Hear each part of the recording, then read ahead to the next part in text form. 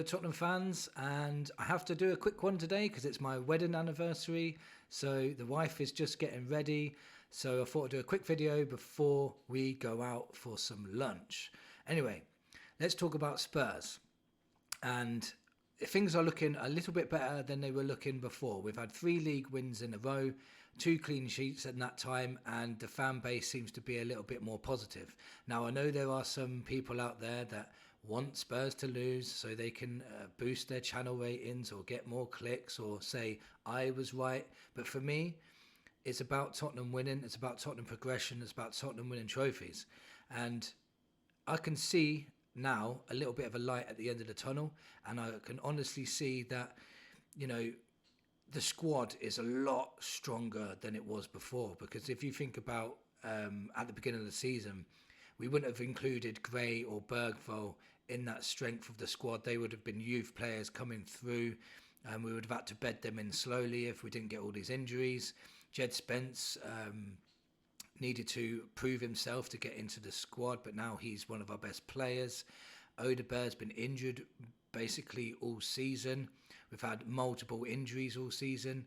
So if you think about it right now, we've got Odegaard as an extra player, Archie Gray now, who's very reliable. Bergvall is probably one of our best midfielders now. Spence is probably one of our best players now. So that's 4 extra players. Then you've got to add in the signings. We've got Tell for cover now. We've got Danso, and Danso is looking better and better every time I see him. So if Romero's out, we know we can replace him with someone quality now.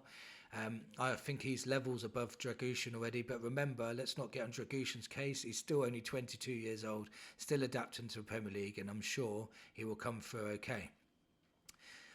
There's been a lot of talk about already saying that Tell is not good enough, we shouldn't sign him at the end of the season.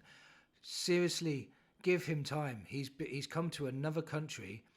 He's playing with different players. He's playing like in a new system. He's playing in the Premier League, which he's never done before. And he's 19 years old. Give him a break. You know, already criticising him. He didn't do much against Ipswich. Yeah, well, he's still learning. You know, that goal where Johnson came and tapped in, he was a couple of yards off it. But give him a few more weeks and he'll be in there getting the goals. Don't you worry. His work rate is great at the moment. He's very skillful on the ball. He's just got to get that little bit of confidence, get a rapport with the players, and he should be fine.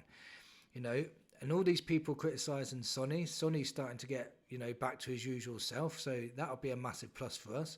When Kulusevski can get a lot more rest, you watch his levels elevate as well. The squad all of a sudden looks very, very strong, and Van der Ven, Romero are just round the corner. They'll be back soon, as well as Solanke, who for me is a massive miss as well.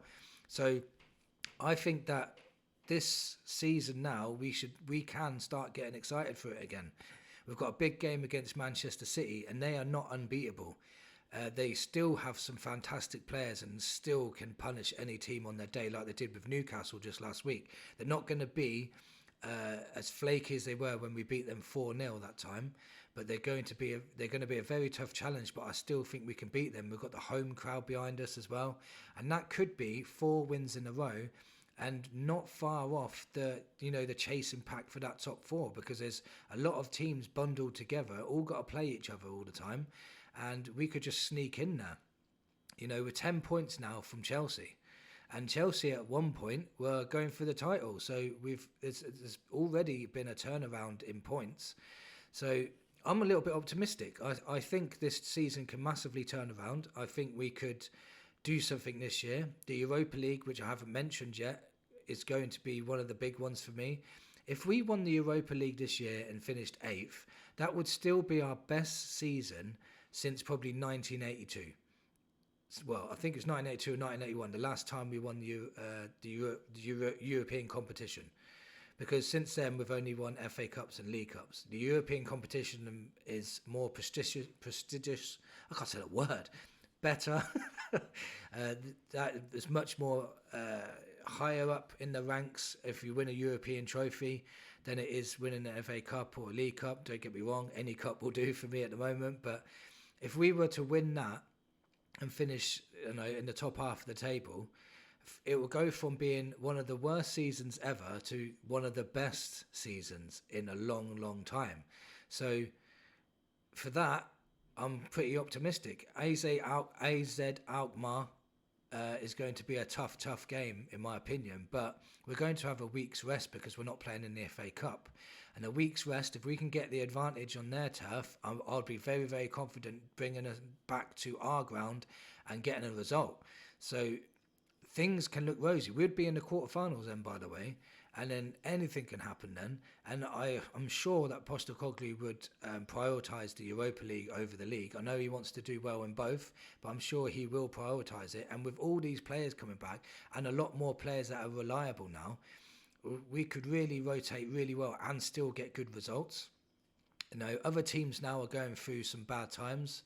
They're going through injury crises now.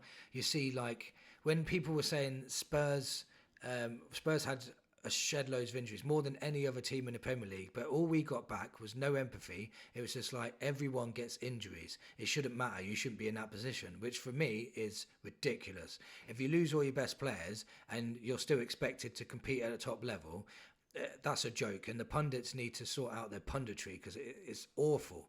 It is really awful because now Arsenal are getting all the injuries and they're only getting injuries to their front line. We got injuries to our defence. We had issues with midfield, our left back, a goalkeeper, our strikers, you know, and we were told to just get on with it. But now Arsenal have lost a couple of forward players and that's it. Oh yeah, because they haven't got forward players. That's why they're not, you know, going for the title. Oh, giving them excuses, yeah, but they don't say nothing about Spurs. What about Chelsea? They're not really having an injury crisis, but they're having a losing crisis. Is Maresca going to get berated for, you know, this league is out of his depth? He's don't know what he's doing as a manager. You know, he hasn't had an injury crisis, and they're only 10 points above us now. If we go and beat them away, we'll only be 7 points behind them. So, you know, this whole season, Spurs, in my opinion, have done very well under all the circumstances, and I think people like Ange Postecoglou deserves a lot of credit, and so do all those players that played through those 2 month spell. You know, with Jed Spence, Archie Gray, Lucas Bergvall, Sonny, Kulusevski, Porro, played through all of that. You know, none of them got injured and they all gave 100% every single game. Twice per week they were playing. And they deserve a lot of credit.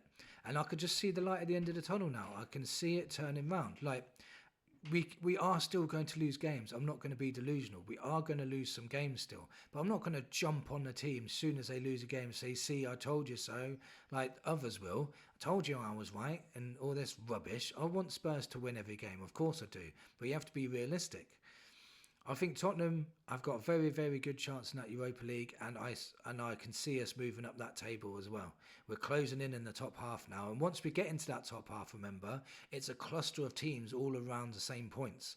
So if we stay consistent and get results, we can break into that. Even if we get 7th, we could get back in Europe, you see. So it's all to play for still. Let me know in the comments what you think of the season so far. I know, obviously, it hasn't started so well, but can we have a good finish? Let me know in the comments your thoughts. Thank you for watching, and